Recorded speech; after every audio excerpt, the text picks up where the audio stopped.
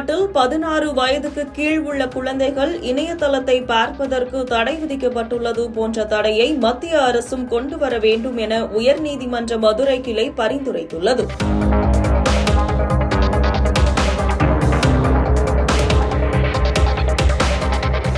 கடந்த டிசம்பர் 9ஆம் தேதி 16 வயதுக்குட்பட்ட சிறுவர்கள் மற்றும் இளம் பருவத்தினர் சமூக ஊடகங்களை பயன்படுத்துவதற்கு தடை விதிக்கும் சட்டம் ஆஸ்திரேலியாவில் அமலுக்கு வந்தது.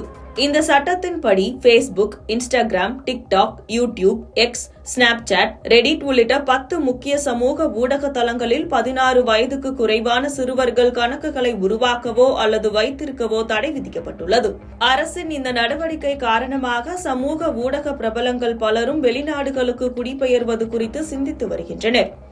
இதன் மூலம் உலகிலேயே இளம் பருவத்தினர் சமூக ஊடகங்களை பயன்படுத்துவதற்கு தடை விதித்த முதல் நாடாக ஆஸ்திரேலியா உருவாகியுள்ளது.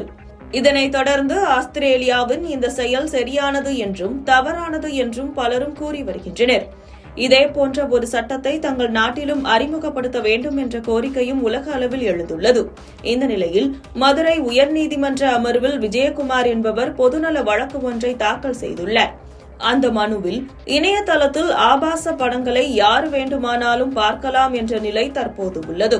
எனவே தேசிய குழந்தைகள் பாதுகாப்பு சட்டத்தின்படி இதுபோன்ற ஆபாச வீடியோக்களை தடுக்கும் விதமான மென்பொருளை பயன்படுத்த உத்தரவிட வேண்டும் என்று கூறப்பட்டிருந்தது. இந்த வழக்கு நீதிபதிகள் ஜெயச்சந்திரன், கே ராமகிருஷ்ணன் அமர்வில் விசாரணைக்கு வந்தது.